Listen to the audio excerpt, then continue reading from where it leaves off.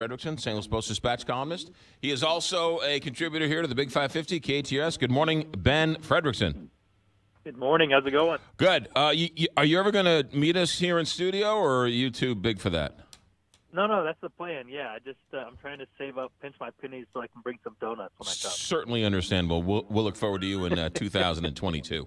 All right, where are we in this Giancarlo Stanton sweepstakes? According to you and your colleagues at the Post, it sounds like the Cardinals have agreed to take more of a salary and have better prospects. So why isn't this a done deal?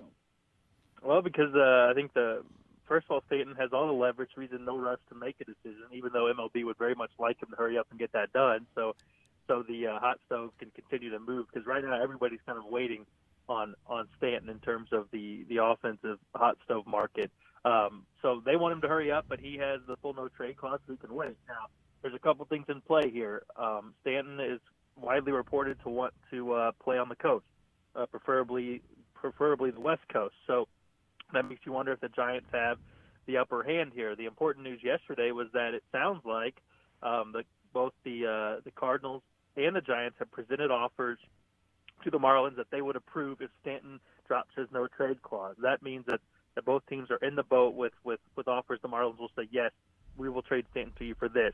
And it's even more good news for the Cardinals that they are willing to take on more of the salary, because that's the move the Marlins would most prefer. Their main priority in this is to dump as much of that massive salary as they can. So if they had their pick, I'm sure they would probably pick the Cardinals because they have better prospects. Sandy Alcantara, who's been a name that continues to come up, also taking on more money. The problem right now is that ball's in Stanton's court. So we just wait until Giancarlo Stanton decides. Now, it's also reported by you and your colleagues that Mo and DeWitt met with Giancarlo and his representatives? Correct. Yeah, that was on Friday. So the Giants met with him the day before, and that was immediately interpreted as the Giants having the inside track, while the Cardinals had a meeting the next day. And according to reports by national reporters that are out there, Stanton was actually in those meetings. So that's an opportunity for both teams to basically give their recruiting pitch. Now, usually you don't get a chance to meet with these guys, but there are some loopholes that can be agreed upon by the team that's trying to trade a player that says, hey, if this helps us move this thing along, we can offer you this window to basically give your pitch to why a player should drop his no-trade clause and come to your team. So both of those teams have had those meetings now and have been able to answer questions from Stanton's representatives and kind of give them their pitch on, hey, this is how he fits, here's how we'll use him, here's why he should come to St. Louis. So basically the Cardinals to this point have done everything right. They've offered to take the most money. They have given their pitch as to why Stanton will be a rock star in St. Louis, and now it's just waiting and hoping that Stanton sees the light, if you will, and maybe kind of rethinks his priorities and puts playing in a great baseball city over this kind of dogged determination apparently to play on the West Coast. Any other prospects besides that big-name pitcher you mentioned that the Cardinals are rumored to be offering Miami? As of now, those guys haven't floated out yet. There could be other players involved. I think Sandy would be the most prominent name and probably one of the most intriguing names for the Marlins. And then a bulk of the money. I mean, the money is the important thing here, because the Marlins are looking to slash payroll pretty significantly. And remember that no team in baseball wanted to take on Stanton's full contract when he was on waivers. At least they didn't offer. So that's the main priority of the Marlins here. And I think the Cardinals fans, for a large part, were kind of waiting, fearing maybe the Cardinals would not want to take on as much of the salary as other teams. Maybe that would hurt them in the end. It doesn't appear to be the case here. I think the Cardinals are all in on this guy. They've made their best pitch. They put Stanton in a spot where only he can turn them down, and there's no other signs that could be pointed to, and that's where you want to be if you're the Cardinals trying to get this kind of player. Hold on a second. Back up a second. The Marlins tried to the Marlins offered him up on waivers, and no one took him just for his salary? He was correct. Yeah, that was late last year. There was no then they could have pulled him back, obviously, but there was no one who was jumping up to take that full salary last year. So now it's a bargaining game between how much of the salary will the Marlins be willing to eat in exchange for some prospects. All right, Ben Frederickson, explain this to people who are having agita, trying to figure out how much money the Cardinals are going to pay for this guy. Is this guy really worth it? Because the Marlins finished last with him. They can finish last without him, too. So how good is this guy? Well, the Marlins don't have the pieces around Stanton that would make him a major addition for the Cardinals. Now, he is owed a lot of money. He's got $295 million remaining over 10 years. He also has an opt-out after the 2020 season. That would leave him with $218 million remaining over the final 7.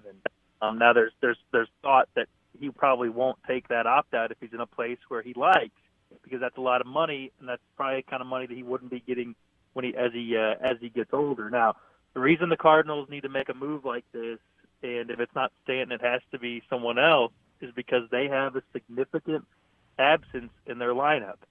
They have the pieces to have a very good offense, but it's missing the most important piece, and that's a feared bat that every time he gets into the box, the other team has to adjust and think about where he is in the lineup. They haven't had that guy since Matt Holliday exited his prime and exited St. Louis.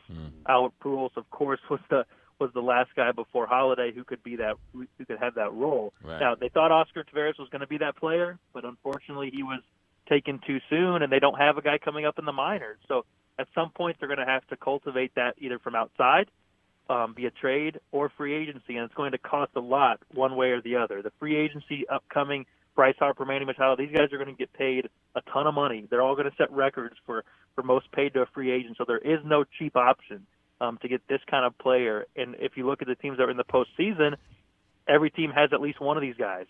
So Stanton's the home run king. He's also a pretty good defender in the outfield, and he would alter the look of this team significantly and make them a playoff contender immediately, and also make them a threat for the postseason. They just need to get him in the boat or go get somebody else who can supply some power, but it's not going to come cheap. How old is he? Is he 30 yet? No, he's not even 30. He just turned 28, I believe. He's young. Okay. He got his deal early, and but it will take him through 2020. It's a long deal, and you're basically, the way you look at this deal, if you're the Cardinals or any team that wants him, you're trying to get the production out of him in the early years that make it. If it gets to the end of the year and he's not producing on the contract, you say, well, we got so much out of him early that it justifies the tail end here. Now, we should also say, I know that makes people cringe, but it's not going to get any cheaper either. Right. We should also say that he's been relatively injury prone through his career, has he not? He has had some injuries, but this year he answered a lot of those concerns. He played a ton of games.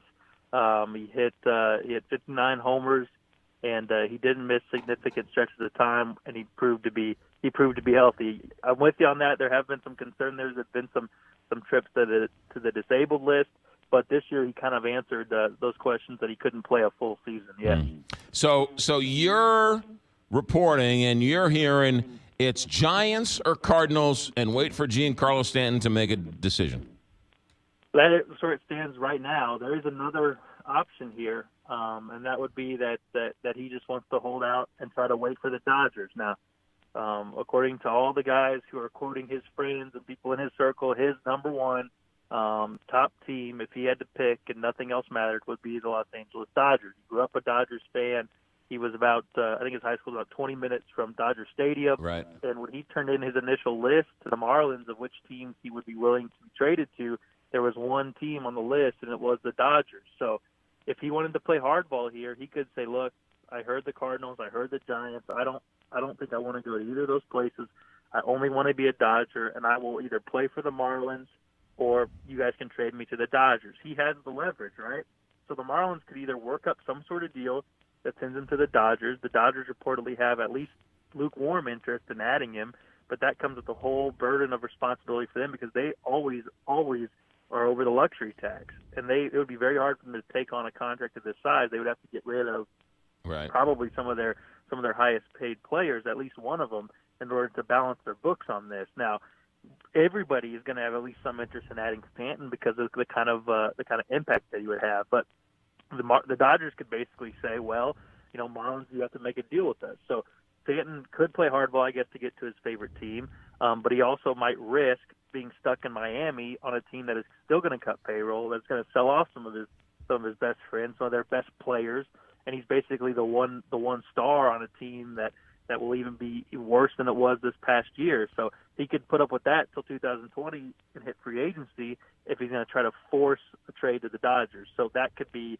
a secondary path here, and if he takes that route, then this could not be resolved for a while. Yeah, it's kind of hard for a Dodger fan growing up his whole life and then becomes a Giant. That's a weird deal, right? Well, if you're dying to get to the West Coast, I guess, then you make it work. And also, if the Dodgers had a chance to trade for you and they turned you down, maybe you stick it to them that way. I don't know. I don't know to me, it's like this fascination that he's just determined to live on the West Coast. I don't really understand, and maybe that's the truth. But to me, and I think Matt Holliday said it best. He did an interview recently, last week, with satellite radio, and said, "Look, no one's going to make this guy live in St. Louis year round." Now, I like living in St. Louis year round, but I can understand why guys during the off season go back to Las Vegas or Florida or wherever they want to live. There's nothing stopping Stanton from getting a penthouse in California and spending his off season there. He could get another place down or stay in Miami for his off season home. There's nothing wrong with relocating when you're here and baseball season's going. And he's not a guy he likes the nightlife. He enjoys going out. He's young. I get it. But during the season, he's playing baseball. Yeah. And there is no better place to play baseball if you want to win and want to play in front of a ton of fans and be beloved, but not New York antagonized by the paparazzi than St. Louis. Yeah. And, you want to be loved. Maybe I'm biased in that, but I really do think that St. Louis can offer some things to him that he might not have considered before he sat down in that meeting. Hopefully the Cardinals conveyed that to him. Yeah, interesting world. All right, stay tuned. Ben Frederickson, STLtoday.com. Also with KTR Sports Team. Ben, good stuff. Thanks for coming in. Oh, no, thanks for calling. Anytime. Thanks for calling.